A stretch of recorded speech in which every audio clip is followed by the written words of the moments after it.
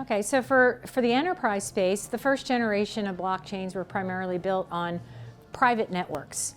And they will work for some ecosystems, but for many, they're hard to scale. People are worried about vendor lock-in.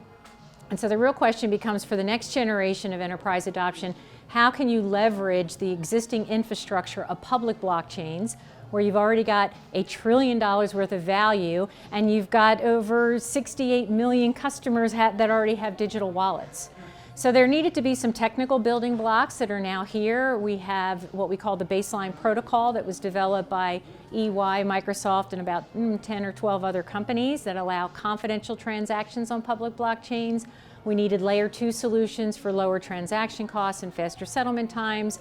We needed a more economic model for sustainability, so instead of proof of work, moving to proof of stake. And then finally, what I was excited about, verifiable credentials. So how do you manage knowing who your customers are, your employees are, and your suppliers are in a confidential and trusted way online?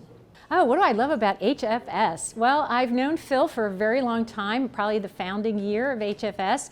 He and I both started out in the outsourcing industry, and I always found him to be very forward-looking and a very honest consultant. So he will tell you where the problems are, where the bodies are buried, and I think I've just always been a fan, and we've collaborated and worked together for, how old is HFS now? Are you 12 years old? I'm not quite sure how old you are, but for a long time. Whoa, metaverse. So I guess mostly, you said excited, but with the metaverse I have a big concern. Because to me, it's going to be about who owns it. And so if it's a Web 2 version, then we're going to have one company monetizing and getting the lion's share.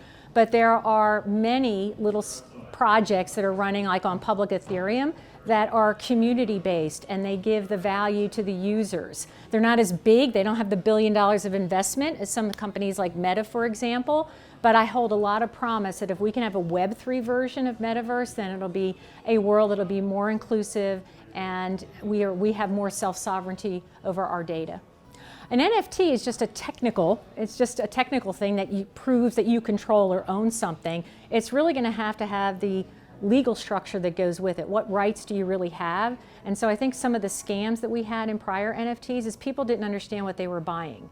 So for example, NBA Top Shots. No, you don't own the copyright to that video. You have very limited restrictions on what you can do. So really it's about informing the consumer, what is this NFT and what rights do you actually hold by owning it?